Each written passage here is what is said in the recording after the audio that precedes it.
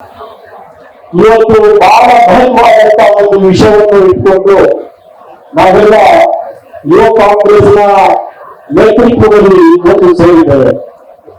ಈ ವಿಷಯ ಎಷ್ಟು ಮಹತ್ವವಾದಂತಹ ವಿಷಯ ಅಂದ್ರೆ ರಾಜ್ಯದ ಮುಖ್ಯಮಂತ್ರಿಗಳೇ ಇವತ್ತು ಸ್ವತಃ ಅವರೇ ಬಂದು ಈ ಪ್ರೊಟೆಸ್ಟ್ ಕಾರ್ಯಕ್ರಮದಲ್ಲಿ ಪಾಲ್ಗೊಂಡಿದ್ದಾರೆ. ಯಾಕೆ ಇವತ್ತು ನಾವೆಲ್ಲ ಸೇರಿರ್ತಕ್ಕಂಥ ಉದ್ದೇಶ ಏನು ಅಂದ್ರೆ ಇವತ್ತು ನಮ್ಮ ಮುಂದೆ ಇರ್ತಕ್ಕಂಥ ಪರಿಸ್ಥಿತಿ ಈ ರಾಷ್ಟ್ರದ ವಿದ್ಯಾರ್ಥಿಗಳಿಗೆ ಅವರಿಗೆ ಒಂದು ಎಕ್ಸಾಮಿನೇಷನ್, ಒಂದು ಪರೀಕ್ಷೆ ವ್ಯವಸ್ಥಿತವಾದಂತಹ ರೀತಿಯಲ್ಲಿ ಏರ್ಪಾಡು ಮಾಡಿ ಆ ವ್ಯವಸ್ಥೆಯ ಮೂಲಕ, ಪರೀಕ್ಷೆಯ ಮೂಲಕ ಅವ್ರಿಗೆ ಮೆಡಿಕಲ್ ಎಕ್ಸಾಮಿನೇಷನ್ಗೆ, ಮೆಡಿಕಲ್ ಕಾಲೇಜ್ಗಳಿಗೆ ಹೋಗುವ ಒಂದು ಅವಕಾಶ ಕೊಡಬೇಕಾಗಿರ್ತಕ್ಕಂಥ ಕೇಂದ್ರ ಸರ್ಕಾರ ಅದು ಒಂದು ಕೆಲಸ ಮಾಡೋದಲ್ಲೂ ಕೂಡ ಫೇಲ್ ಆಗಿದೆ, ವಿಫಲವಾಗಿದೆ. ಇವತ್ತು ನೀಟ್ ಎಕ್ಸಾಮಿನ ಪೇಪರ್ ಲೀಕ್ ಆಗಿದೆ. ಇವತ್ತು ಮೊದಲನೇ ಬಾರಿ ಈ ನೀಟ್ ಎಕ್ಸಾಮಿನ ಪೇಪರ್ ಲೀಕ್ ಆಗಿಲ್ಲ, ಹಲವಾರು ಬಾರಿ ಆಗಿದೆ. ಪ್ರತಿಯೊಂದು ವರ್ಷ ನೀಟ್ ಎಕ್ಸಾಮ್ ಅನೌನ್ಸ್ ಮಾಡಿದ ತಕ್ಷಣ, ಘೋಷಣೆ ಮಾಡಿದ ತಕ್ಷಣ ಈ ಎಕ್ಸಾಮ್ ಆಗುತ್ತೋ ಇಲ್ವೋ, ಈ ಎಕ್ಸಾಮಿನೇಷನ್ ಪೇಪರ್ ಲೀಕ್ ಆಗಿಬಿಡುತ್ತೋ, ಏನಾಗುತ್ತೋ ಗೊತ್ತಿಲ್ಲ ಅಂತ ಹೇಳಿ ಈ ವಿದ್ಯಾರ್ಥಿಗಳಲ್ಲಿ ಒಂದು ಕುತೂಹಲ, ಒಂದು ಆಂಗ್ಸೈಟಿ. ಯಾಕಂದ್ರೆ ಮೋದಿ ಸರ್ಕಾರ ಕನಿಷ್ಠ ಒಂದು ಎಕ್ಸಾಮಿನೇಷನ್ ಕೂಡ ಸರಿಯಾದ ವ್ಯವಸ್ಥಿತವಾದಂತಹ ರೀತಿಯಲ್ಲಿ ಕೂಡ ನಡೆಸುವುದಕ್ಕೆ ಯೋಗ್ಯತೆ ಇಲ್ಲದೆ ಇರ್ತಕ್ಕಂಥ ಸರ್ಕಾರ. ಅದಕ್ಕೋಸ್ಕರ ಈ ರಾಷ್ಟ್ರದ ವಿದ್ಯಾರ್ಥಿಗಳಿಗೆ ಇಷ್ಟು ಆಂಗ್ಸೈಟಿ ಆಗಿರ್ತಕ್ಕಂಥದ್ದು ಅಂತ ನಾನು ಹೇಳಕ್ಕೆ ಬಯಸ್ತಾ ಇದ್ದೀನಿ.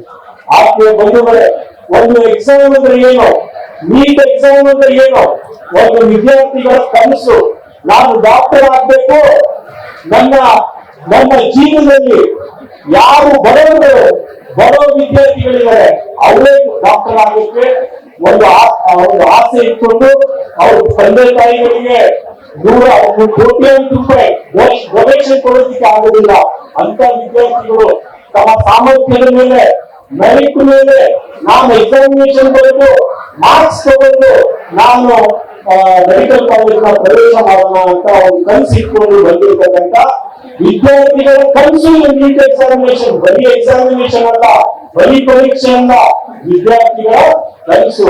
ಆ ಕನಸು ನನಸು ಮಾಡಿಕೊಳ್ಳಬೇಕು ಮೋದಿ ಸರ್ಕಾರ ಅವಕಾಶ ಮಾಡಿಕೊಟ್ಟಿಲ್ಲ ಅಂದ್ರೆ ಇದಕ್ಕಿಂತ ನಾಚಿಕೆ ಸರ್ಕಾರ ಇಡೀ ರಾಷ್ಟ್ರದ ಇತಿಹಾಸದಲ್ಲಿ ಎಲ್ಲೂ ಬಂದಿಲ್ಲ ಅಂತ ನಾನು ಇವತ್ತು ಹೇಳಕ್ಕೆ ಬಯಸ್ತಾ ಇದ್ದೀನಿ. ಬರೋರು ಎಲ್ಲಿ ಹೋಗ್ಬೇಕು, ಶ್ರೀಮಂತರ ಮಕ್ಕಳು ನೀಟ್ ಎಕ್ಸಾಮಿನೇಷನ್ ಕೋಟಿ ಕೊಟ್ಟರು, ಕೋಟಿ 2 ಕೋಟಿ 3 ಕೋಟಿ ಡೊನೇಷನ್ ಕೊಟ್ಟು ಡಾಕ್ಟರ್ ಆಗ್ತಾರೆ. ನೀವು ಬಡವರ ಮಕ್ಕಳಿಗೆ ಹೋಗ್ಬೇಕು. ಇವತ್ತು 22 ಲಕ್ಷ ಮಕ್ಕಳು ಬೀದಿ ಪಾಲಾಗಿದ್ದಾರೆ. ನೀವು ಮೊದಲನೇದಾಗಿ ಆಗಿರ್ತಕ್ಕಂಥದ್ದಲ್ಲ, ನಮಗೆ ಗೊತ್ತಿರ್ತಕ್ಕಂಥದ್ದು ಸುಮಾರು 6ನೇ ಬಾರಿ ಇದು ನೀಟ್ ಎಕ್ಸಾಮಿನೇಷನ್ ಅಲ್ಲಿ ಪೇಪರ್ ಲೀಕ್ ಆಗಿರೋದು. ಎಷ್ಟು ಬಾರಿ? 6ನೇ ಬಾರಿ. ಇದೇ ಪ್ರಧಾನಮಂತ್ರಿಯವರು ಬರೀ ಭಾಷಣ ಮಾಡ್ತಾರೆ, ಸುಳ್ಳು ಹೇಳ್ತಾರೆ, ಶೋ ಮಾಡ್ತಾರೆ. ಆದ್ರೆ ಈ ಮಕ್ಕಳಿಗೆ ಪರೀಕ್ಷಾ ಪೇ ಚರ್ಚಾ ಅಂತ ಹೇಳಿ ಒಂದು ಕಾರ್ಯಕ್ರಮ ಮಾಡ್ತಾರೆ, ಮನ್ ಕಿ ಬಾತ್ ಅಂತ ಹೇಳಿ ಒಂದು ಕಾರ್ಯಕ್ರಮ ಮಾಡ್ತಾರೆ. ಆದ್ರೆ ನಿಮ್ಮ ಸರ್ಕಾರಕ್ಕೆ, ಮೋದಿ ಸರ್ಕಾರಕ್ಕೆ ಒಂದೇ ಒಂದು ಪರೀಕ್ಷೆ ಯೋಗ್ಯತೆಯಿಂದ ಸರಿಯಾಗಿ ಒಂದು ಪರೀಕ್ಷೆ ನಡೆಸುವುದಕ್ಕೆ ಮೋದಿ ಸರ್ಕಾರಕ್ಕೆ ಯೋಗ್ಯತೆ ಇಲ್ಲ. ನಾಚಿಕೆ ಆಗ್ಬೇಕು. ಅವತ್ತೇ ನರೇಂದ್ರ ಮೋದಿ ಅವರು ರಾಜಕಾರಣಕ್ಕೆ ಹೋಗಬೇಕಾಗಿತ್ತು.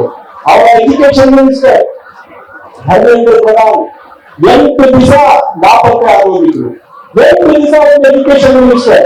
22 ಲಕ್ಷ ವಿದ್ಯಾರ್ಥಿಗಳು ಬೀದಿ ಪಾಲಾದಾಗ ಎಜುಕೇಶನ್ ಮಿನಿಸ್ಟರ್ ಆಚೆ ಬಂದು ಒಂದು ಪ್ರೆಸ್ ಅನ್ನು ಉದ್ದೇಶಿಸಿ ಒಂದು ಮಕ್ಕಳಿಗೆ ಒಂದು ಸಂದೇಶ ಕೂಡ ಕಳಿಸುವ ಯೋಗ್ಯತೆ ಈ ಎಜುಕೇಶನ್ ಮಿನಿಸ್ಟರ್ ಇಲ್ಲ, ಈ ಪ್ರೈಮ್ ಮಿನಿಸ್ಟರ್ ಇಲ್ಲ.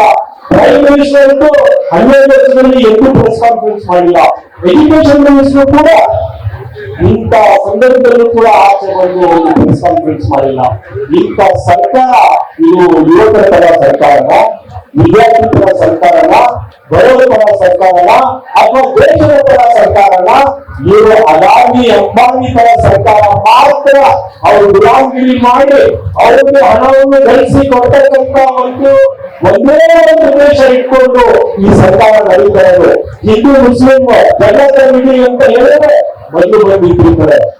ಹಿಂದೂ ಮುಸ್ಲಿಂ ಅಲ್ಲಿ ದೇಶ ಸೃಷ್ಟಿ ಮಾಡಿ ಅಂದ್ರೆ ಮೊದಲು ನಿಲ್ಲಿಸಿರ್ತಾರೆ. ಖಂಡಕವನ್ನು ಸೃಷ್ಟಿ ಮಾಡಿ ಅಂದ್ರೆ ಮೊದಲೇ ಬಿಜೆಪಿ ಬಂದಿರ್ತಾರೆ. ಆದ್ರೆ ನೀಟ್ ಎಕ್ಸಾಮ್ ಕಲೆಕ್ಟ್ ಮಾಡಿಸಿ ಯುವಕರಿಗೆ ಉದ್ಯೋಗ ಕೊಡಿ ಅಂದ್ರೆ ಕೊಡಲಿಕ್ಕೆ ಮುಂದೆ ಬರಲಿಲ್ಲ. ಇವತ್ತು 25 ಲಕ್ಷ ವಿದ್ಯಾರ್ಥಿಗಳಲ್ಲಿ ಏನು ಒಂದೇ ಜಾತಿ ವಿದ್ಯಾರ್ಥಿಗಳಿವೆ, ಎಲ್ಲ ಜಾತಿ ಎಲ್ಲ ಧರ್ಮದ ವಿದ್ಯಾರ್ಥಿಗಳಿದ್ದಾರೆ. ನೀವು ಯಾವ ಹಿಂದೂ ಧರ್ಮ ಅಂತ ಹೇಳ್ತೀರಲ್ಲ, ಮೆಜಾರಿಟಿ ವಿದ್ಯಾರ್ಥಿಗಳು ಹಿಂದೂ ಸಮುದಾಯದ ವಿದ್ಯಾರ್ಥಿಗಳಾಗಿರ್ತಕ್ಕಂಥದ್ದು. ಅದನ್ನು ನಾವು ಗಮನದಲ್ಲಿ ಇಟ್ಕೋಬೇಕು. ಈ ಗೌರವಿತನ ನರೇಂದ್ರ ಮೋದಿ ಬಿಜೆಪಿಯವರ ಗೌರವಿತನವನ್ನು ನಾವು ಅಲ್ಲೇ ಮುಂದಿನ ಬರ್ತಕ್ಕಂಥ ದಿನಗಳಲ್ಲಿ ಎಲ್ಲ ಯುವಕರು ಸೇರಿಸಿ, ಎಲ್ಲ ವಿದ್ಯಾರ್ಥಿಗಳನ್ನು ಸೇರಿಸಿ ತಕ್ಕ ಪಾಠ ಕಲಿಸ್ತಕ್ಕಂಥ ಕೆಲಸ